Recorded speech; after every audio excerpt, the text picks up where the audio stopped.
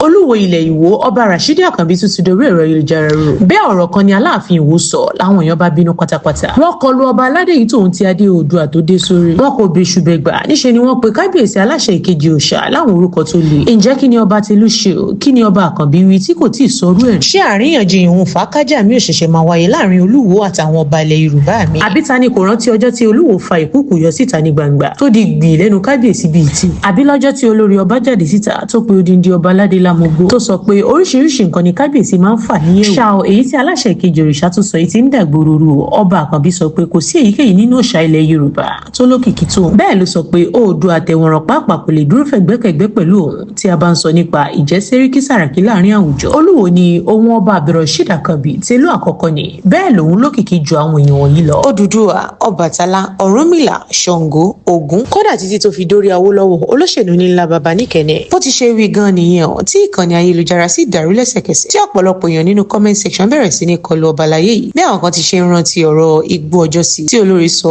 àtàwọn nǹkan míì tí kábíyèsí máa ń fà níyẹ̀wò. Àwọn èèyàn bá sọ pé Olúwo tún ti ń ṣe kíní ọ̀hún lẹ́ẹ̀kan sí. Àbí kí ni ti ọba lóayé, kí ni ti Ṣàngó lójú orógbó, kí ló kan Ọbàtálá, ọba tàṣà, ọba takuntakun lóde ìrànjẹ. Wọ́n ní ọba Rashidi ò bá jẹ́ aládé tí orí tún bá a ṣe tó tẹ̀pọ̀ yìí. Bíntín ni Olúwo jẹ́ ọ̀lẹ́gbẹ́ ọ̀run ló mẹni tí yóò là. Kámáì tí ì sọ odù tó dá ìwà ẹni tí í ṣe ìpọ̀nrín ńlá fún gbogbo ọmọ kóòtù òjìrè. Bẹ́ẹ̀ ni wọ́n tún kọlu Àkànbí lórí bó ṣe ń fi rẹ̀ wé Awólọ́wọ̀ bàbá níkẹnẹ. Lábala comment section náà làwọn èèyàn ti ránṣẹ́ sáwọn ọmọ Ìwó wípé kí wọ́n ṣèwádìí ohun tó ń ṣe aláṣẹ kejì òrìṣà nítorí ọ̀rọ̀ náà ti lágbára ju bó ṣe yẹ lọ. Wọ́n ti ní kí àwọn ẹbí ó tètè gbé ìgbésẹ̀ kí wọ́n ṣe ohun tó yẹ. Bẹ́ẹ̀ làwọn míì pàpà ń sọ pé ìtìjú ńlá ni ohun tí kábíyèsí ń ṣe o. Àbí nígbà tí Olúwo sọ pé àwọn òrìṣà ilẹ̀ Yorùbá, àwọn àgbààgbà ilẹ̀ Yorùbá bíi Awólọ́wọ̀ tí gbogbo àgbáyé ń torí ẹ̀ bọ̀wọ̀ fún ìran ọmọ aládé tí ọba kan wá bòde tó sọ pé òkìkí tòun ju ti Awólọ́wọ̀ lọ. Bẹ́ẹ̀ ni wọ́n ń bira wọn lórí ìtàkùn wípé àṣà ọ̀nà ìyẹn ni pé níbo síbo. Bẹ́ẹ̀ lèyí fi hàn wípé ọ̀pọ̀lọpọ̀ àwọn èèyàn ni wọ́n kóró ojú sí nǹkan tí ọba yìí sọ. Nítorí àwọn èèyàn jankan-jankan, àwọn òrìṣà tó tẹ̀lé Yorùbá dó àti àwọn ọba aládé ni Olúwo ń ṣe àfiwé ara ẹ̀ pẹ̀lú. Lẹ́yìn tí ò yẹ kó rí bẹ́ẹ̀ ju gbogbo ẹ̀ lọ báwọn èèyàn ti ṣe ń fapá jánu. Kò tíì sí ìdáhùn kan báyìí láti ààfin Olúwo. Bẹ́ẹ̀ nínú àwọn ọmọ Yorùbá kò dùn nítorí ìbẹ̀rẹ̀ fífi ojú àwọn ìpọ́nrín ìran Yorùbá gbolẹ̀ ni wọ́n ka ohun tí Olúwo sọ yìí sí.